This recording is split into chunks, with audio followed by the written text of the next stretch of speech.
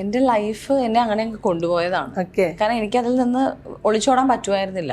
വളരെ അൺഫോർച്ചുനേറ്റ് ആയിട്ടൊരു കാര്യം എൻ്റെ ലൈഫിലുണ്ടായി. അത് ഞാൻ അപ്പം തന്നെ ഞാൻ കംപ്ലയിൻറ്റ് ചെയ്തു. അതിൻ്റെ പേരിൽ ഞാൻ ഒരുപാട് കാര്യങ്ങൾ ഞാൻ കേൾക്കേണ്ടി വന്നു. പിന്നെ ഇത് ഞാൻ ഉണ്ടാക്കിയ ഒരു കഥയാണെന്ന് വരെ ഞാൻ കേൾക്കേണ്ടി വന്നു. സോ അതൊക്കെയെന്ന് വെച്ചാൽ ഭയങ്കര, ഒരാൾക്കും ഇതൊന്നും ഉണ്ടാവരുത്. അതായത് നമ്മുടെ ലൈഫിൽ ഒരു പ്രശ്നം ഉണ്ടായി നമ്മൾ എഴുന്നേക്കാൻ നോക്കുമ്പോൾ പിന്നെയും അടിച്ച് താഴെ ഇടുകയാണ്. അത് ഭയങ്കര ആ ഒരു സമയം എന്ന് പറയുന്നത് എനിക്കറിയില്ല. ഇപ്പം എനിക്ക് ചോദിച്ചാൽ എനിക്കറിയില്ല ഞാൻ എങ്ങനെ അത് ഓവർകം ചെയ്തത് എന്ന് ചോദിച്ചാൽ എനിക്കറിയില്ല. എനിക്കിപ്പോഴും അതിൻ്റെ പ്രശ്നങ്ങളുണ്ട്. അല്ലെങ്കിൽ അത് ഒരാൾക്ക് ഞാൻ ഓക്കെ ഇങ്ങനെ ചെയ്താൽ നിങ്ങളത് ഓക്കെ ആയിരിക്കും എന്ന് എനിക്ക് പറയാൻ അറിയില്ല.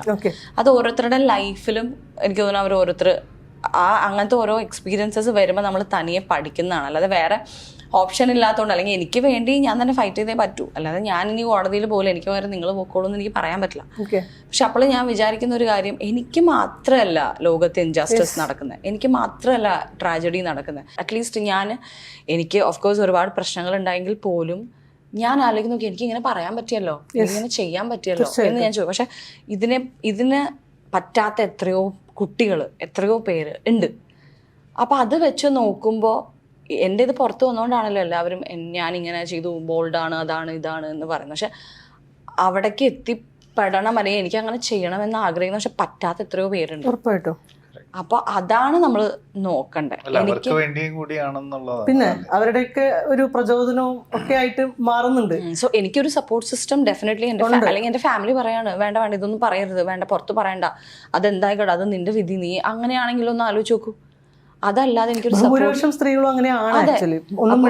അതെ, അപ്പൊ ഒരു സപ്പോർട്ട് സിസ്റ്റം എനിക്ക് ഉണ്ട് എന്നുള്ളത് ഒരു വലിയ കാര്യമാണ്. എൻ്റെ ഫ്രണ്ട്സ് ആണെങ്കിലും എൻ്റെ ഫാമിലി ആണെങ്കിലും ഒക്കെ അതുകൂടി കൊണ്ടാണ്.